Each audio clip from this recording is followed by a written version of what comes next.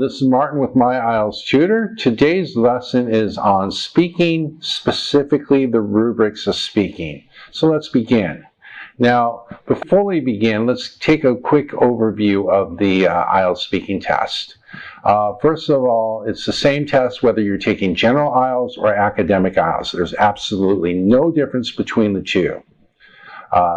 The test is an interview. Basically, you sit down with the examiner. The examiner asks you a series of questions, and you attempt to answer to the best of your ability. Now, there's no right or wrong answer. It's basically on how well you perform in terms of speaking.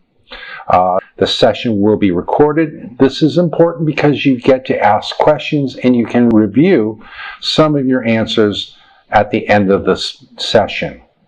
The total time is 11 to 15 minutes, and it's held on a different day than the other sections of the test. So one day you will have reading, listening, and writing. The other you will have speaking.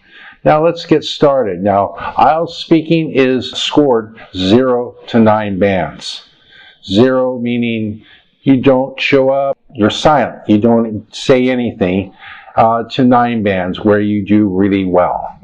And so, now, speaking is scored on 4 specific criteria, each carrying 25% weightage: fluency and coherence, vocabulary, grammar, and pronunciation. So let's take a close look at these. Now, for fluency and coherence, speaking at length. This means you can speak for a long period of time, up to 2 minutes on a particular subject. You're also speaking without pauses or hesitations, so your flow is smooth. You're able to be understood in terms of your ideas and the way you present them. And you speak without correcting yourself. And you use linking devices, which are words and phrases that connect your ideas. For instance, that's actually a good one. That's a good linking device. Now let's move on. Vocabulary.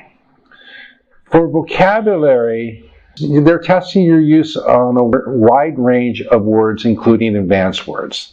Also, your ability to paraphrase. This means restating someone's ideas into your own words. So you don't want to repeat the questions. You want to put them into your own words. Also, collocations. They test your ability to use word phrases that are centered on one word. And so you need to know collocations, and then avoiding errors. Grammar. You need to be able to use a lot of different sentence structures, from simple to complex. And then you should be able to use different grammatical tenses as well as avoiding a lot of common grammatical errors, such as misuse of prepositions or article pronouns, for example. Finally, pronunciation. Your speech should be clear and understandable. Your accent should not get in the way of understandability. Now, this does not mean that you want to change your accent, but it should not get in the way of understanding. Sometimes people have a thick accent, and so they need to work on softening it. IELTS does not worry about accent other than that. So don't worry about changing your accent to, say, a British accent or an American accent. Just make sure that the accent itself does not get in the way of understandability. And then pacing. Pacing should be neither too fast nor too slow. This is because pacing, how fast or slow you speak, can affect pronunciation. And so that's it for today. Thank you for joining me, and I'll see you soon.